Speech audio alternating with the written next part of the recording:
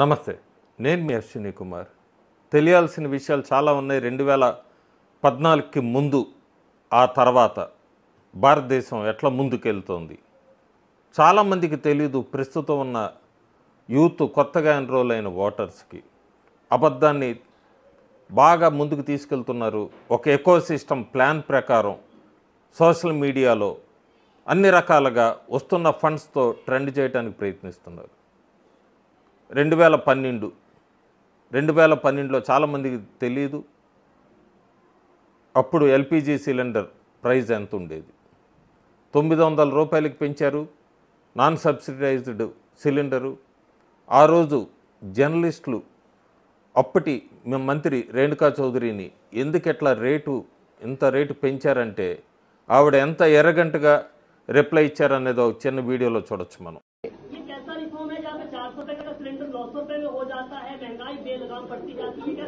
आप क्या कहना चाह रहे हैं कि आप इतने गरीब हैं कि आप 900 रुपये नहीं दे सकते सिलेंडर के लिए? हाँ, गरीबों के लिए है वो. आप क्या कहना चाह रहे हैं कि एलपीजी आम गरीब इस्तेमाल करता है? हाँ, जब आप चाहते हैं आप गरीब में जुड़ जाते हैं, नहीं तो बड़े अमीर हैं आप. ये बहुत अच्छा तरीका है. సో ఇవన్నీ దాచాలన్న దాగనివి. 2014 ఎన్నికల ముందు కూడా 1200 దాటింది సిలిండర్ ప్రైజు. ప్రస్తుతం గత 11 సంవత్సరాలుగా యావరేజ్ 837 రూపాయల మీదే ఉంది సిలిండర్. సో ఇలాంటి చిన్న చిన్న విషయాలు కూడా మాయ చేసి మొత్తం అంతా కూడా సోషల్ మీడియాలో రేట్లు పెరిగిపోయినాయి, అవి పెరిగిపోయినాయి, ఇవి పెరిగిపోయినాయి అని ఎకోసిస్టమ్ పూర్తిగా ప్రయత్నిస్తోంది. 13 సంవత్సరాల్లో కూడా 837 రూపాయలు మెయింటైన్ అవుతుంది ఎల్పిజి ప్రైస్ అన్నది. ప్రస్తుతం ఉన్న యూత్, ఎన్రోల్ అయిన ఓటర్స్ అంతకుముందు ఎంత ఉండేది అనేది కూడా తెలుసుకోవాలి. అంతెందుకు, ఫ్యూయల్ని రిజర్వ్ చేయడానికి పెట్రోల్ బంక్స్ అన్నీ కూడా రాత్రి 8 మూసేయండి, అప్పుడే మనం పూర్తిగా ఈ ఆయిల్ని కన్జర్వ్ చేయొచ్చు, పెట్రోల్ని అంటూ అప్పటి పెట్రోలియం శాఖ మంత్రి వీరప్ప మొయిలీ ఇచ్చిన స్టేట్మెంట్ కూడా అటాచ్ చేస్తున్నాను. సో అది అప్పుడు పెట్రోల్ బంకులలో 8 మూసేయమని చెప్పిన కాంగ్రెస్ మంత్రి వీరప్ప మొయిలీ. సో ఇలాంటివి ఏవీ చూడలేదు. 2014 నుంచి ఎప్పుడూ కూడా 24 అవర్స్ ఉంటున్నాయి. ప్రైస్ కూడా ఒకటే ప్రైస్ మీద ఉంటుంది గత 5-6 సంవత్సరాలుగా పెట్రోల్ అండ్ డీజిల్. అట్లాగే ఎల్పిజి అయితే 13 సంవత్సరాలుగా కూడా 2014 నుంచి కూడా ఒకటే ప్రైస్ మెయింటైన్ అవుతుంది. దాదాపు 1200కు కూడా వెళ్ళింది ఒక టైంలో కాంగ్రెస్ యూపీఏ ఎరాలో. ఈ జిఎస్టీ గురించి మాట్లాడే ముందు జిఎస్టీ గురించి కూడా చాలా మిత్స్, అబద్ధాలు తొందరగా వెళ్తున్నాయి. ఈ జిఎస్టీ గురించి డీప్గా వెళ్లే ముందు ఒక వ్యక్తి ఎప్పుడు కూడా మీరేంటి మోడీ గురించి మాట్లాడతారు, డెవలప్మెంట్స్ గురించి ఏం చేశాడు చెప్పండి, చిన్న ఒక 2 మినిట్సే దాని గురించి కూడా చెప్పి అతనికి క్లారిటీ ఇచ్చి అంతకుముందు ఎలా ఉండేది ఖచ్చితంగా ఫ్యాక్ట్స్తో ముందుకెళ్ళాలి. యూపీఏ లేదా కాంగ్రెస్ రూల్ ముందు, ఆ తర్వాత 2014 తర్వాత భారత్ ఎట్లా రైజ్ అయింది, 2014 to 25 74 ఎయిర్పోర్ట్లే ఉండేవి అంతకుముందు. ప్రస్తుతానికి 150 పైన ఎయిర్పోర్ట్స్ భారతదేశంలో ఉన్నాయి. 5 ఆపరేషనల్ మెట్రో సిటీసే ఉండేవి. ప్రస్తుతానికి 23 పైన ఆపరేషనల్ మెట్రో సిటీస్ భారతదేశంలో ఉన్నాయి. కేవలం 6 అంటే 6 all India institute of medical sciences ఉండేవి. ప్రస్తుతానికి 10 ఏళ్లలో 25 దాటినాయి. 315 బిలియన్లే ఉండేవి అప్పుడు ఎక్స్పోర్ట్స్. ప్రస్తుతానికి అది 825 బిలియన్స్ దాటేసింది. ఫారెక్స్ రిజర్వ్స్ కూడా 300 బిలియన్స్ ఉండేది.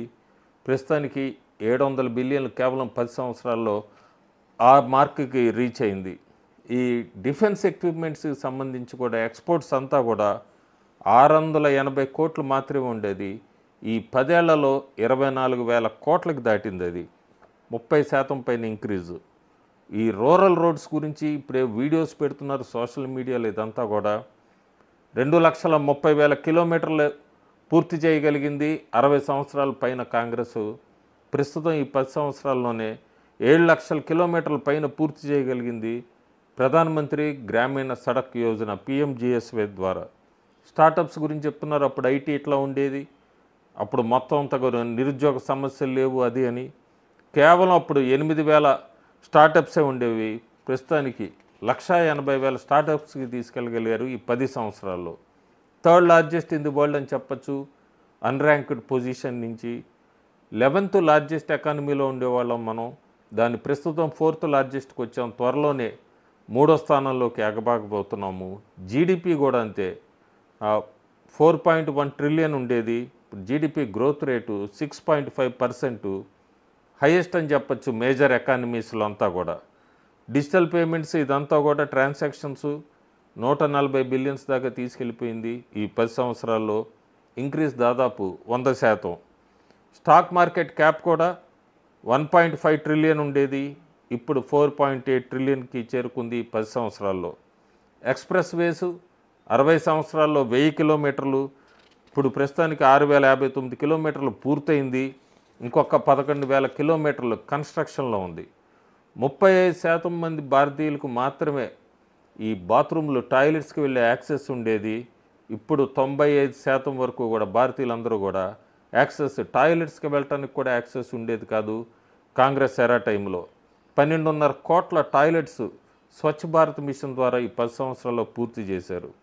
రైల్వే ఎలక్ట్రిఫికేషన్ గురించి మాట్లాడుతున్నారు, కేవలం 24% ఉండేది, ఈ 10 సంవత్సరాల్లో 97% వరకు పూర్తి అయిపోయింది. పవర్ కెపాసిటీ కూడా 97 జిగాబైట్స్ ఉండేది, ప్రస్తుతం 200+ వెళ్ళింది. రెన్యూవల్ కెపాసిటీ కూడా ఇన్స్టాల్ అయిపోయింది, త్వరలోనే 500 జిగావాట్స్కి వెళ్ళబోతోంది. రఫ్గా ఇంకొక 3-4 సంవత్సరాలు పట్టచ్చు. సోలార్ కెపాసిటీ తీసుకుంటే 2.6 జిగాబైట్స్ నుంచి ఇప్పుడు 108 వరకు వెళ్ళింది. జన్ధన్ బ్యాంక్ అకౌంట్స్ని ఇంట్రడ్యూస్ చేశారు, 51 కోట్ల మంది డైరెక్ట్గా bank DBT direct bank transfers వాళ్ళ అకౌంట్స్లోకి వెళ్తోంది, ఇది కూడా ఈ 10 ఏళ్లలో పూర్తి చేశారు. పావర్టీ రేట్ గురించి మాట్లాడుతున్నారు, ఎక్స్ట్రీమ్ పావర్టీ రేట్ అని 27% ఉండేది, ఇప్పుడు ప్రస్తుతం 5%కి తీసుకురాగలిగారు ఈ 10 సంవత్సరాల్లో. హిస్టారిక్ అచీవ్మెంట్స్ ఏమైనా ఉన్నాయంటే ఒక 10 చెప్తాను.